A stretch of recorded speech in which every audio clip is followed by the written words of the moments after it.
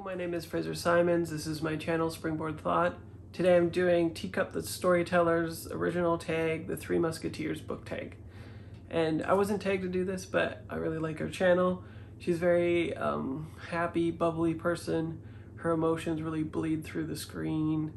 And she has like a joie de vivre, I guess, that I admire. And I really like how she is always very like positive about all the books that she is talking about.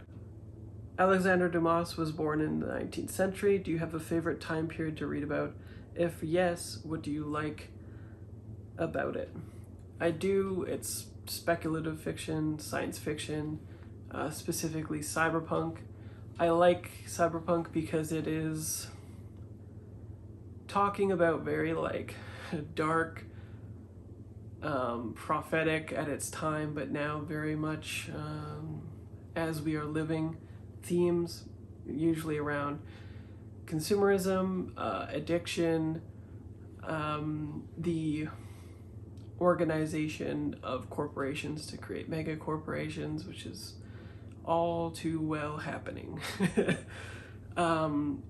It talks about resistance in a very interesting way. Typically, it's always framed in a way of a loss of agency from society and regaining it by taking it back from whomever removed the agency in the first place, typically.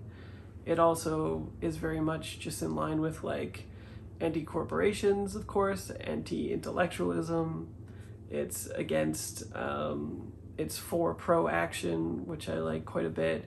And it's sort of weaving all of these different themes, depending on the book, of course, into something that's just very like fun to consume.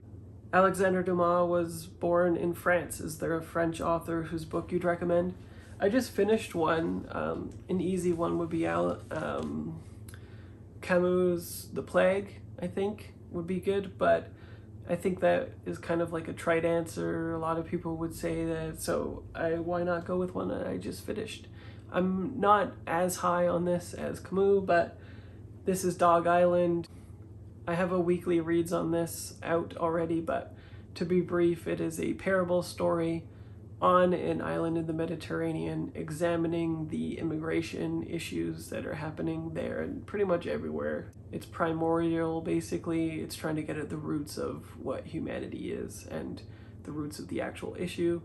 And the archetypes of the people in the story, the protagonists, the characters, all just have like teacher, mayor, different jobs assigning to them, like lawyer, all of that kind of stuff. So it very much wants to implicate all of society. 3 bodies wash up.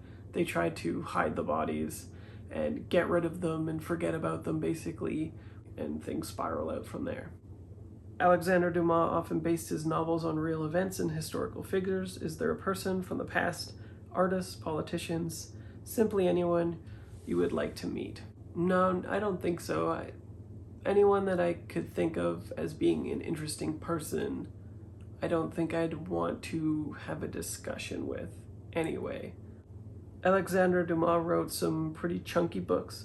For example, The Count of Monte Cristo is almost over 1,000 pages, as opposed to his son, Alexandre Dumas Jr., whose only book, The Lady of the Camellias, is less than 180 pages.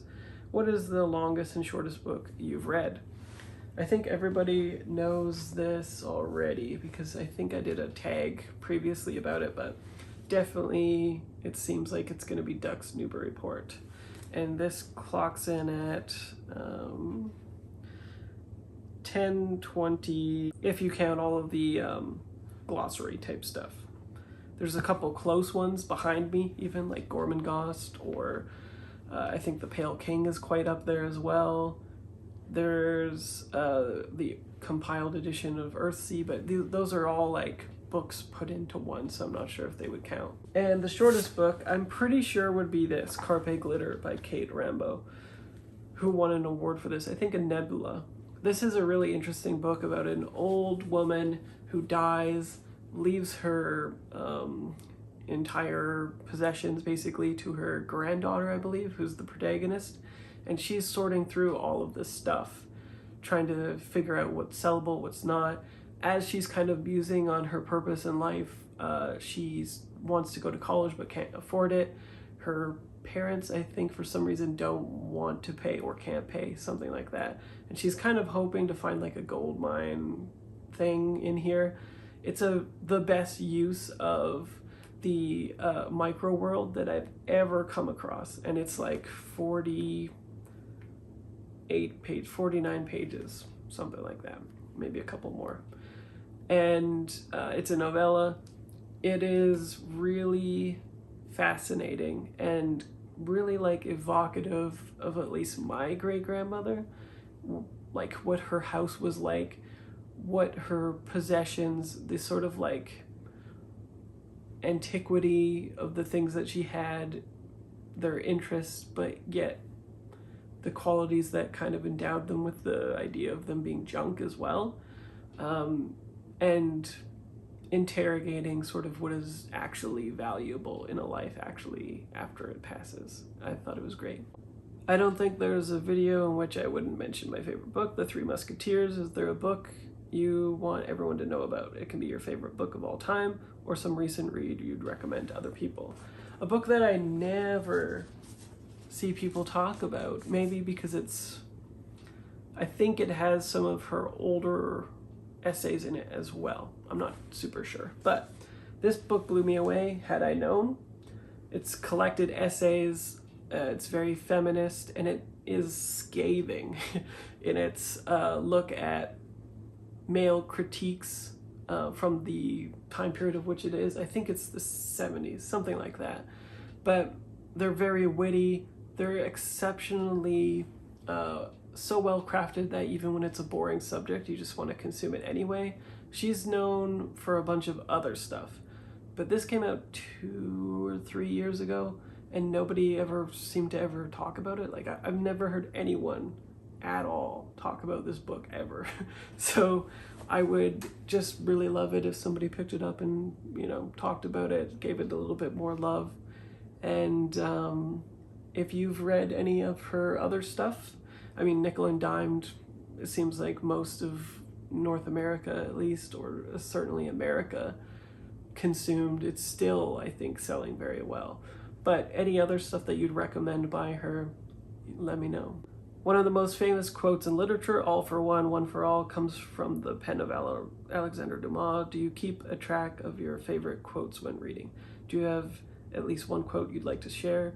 Which book does it come from? I keep track of quotes in Goodreads, especially if I'm doing a review of a book, because I'm generally going to be doing pull quotes anyway. I might as well add them. And I do try to scan and see if it's there already, because sometimes you'll pull up the same book and it'll be like the exact same quote like 1 billion times on Goodreads. I don't know why people do that. One that always comes to mind is from the cyberpunk book Trouble and Her Friends from Melissa Scott. This is what she hated most about the online world: the shadows as much as the bright lights of the legal nets. Too many men assumed that the nets were exclusively their province and were startled and angry to find out that it wasn't. Rather than ever admit fear, they walked with raised hackles looking for a fight. But my favorite one is probably from Raphael Carter's The Fortunate Fall. Feel no regret for roses. Autumn too has its delights. How could she say that? Didn't she see that for us there could never be autumn? That we would never sit, as anyone could sit, beside the fire all day on Sundays in November? That September's leaves, that fall for man and beast alike, were not our leaves to walk in? That October storms would never find us sharing an umbrella? The love of spring had thrived on wine and candles. Now in the August of our lives, we needed newspapers and comfortable chairs, but it was impossible. No autumn, only a cold wind that blew through our summer, freezing the leaves in their places before they could motley and fall. The Three Musketeers is a book of a strong friendship and allegiance. Do you have a favorite fictional friendship? I do. It is probably gonna say something about me. The Secret History. The friend group in this, the dynamics, I find it very realistic and compelling. It is dramatic in the way that I think all friendship groups tend to be, but it also has that mythological component to it, that when you have a friend group that is as eclectic as this one is, there are certain patterns that people fall into. And there's undeniably, I think, a strong sense of love between all of the characters, even if they make moralistically questionable choices, even if they harm each other. There is a capstone, I think, and a foundation of love in this friend group, even though it is a murder mystery, kind of, more like a whodunit.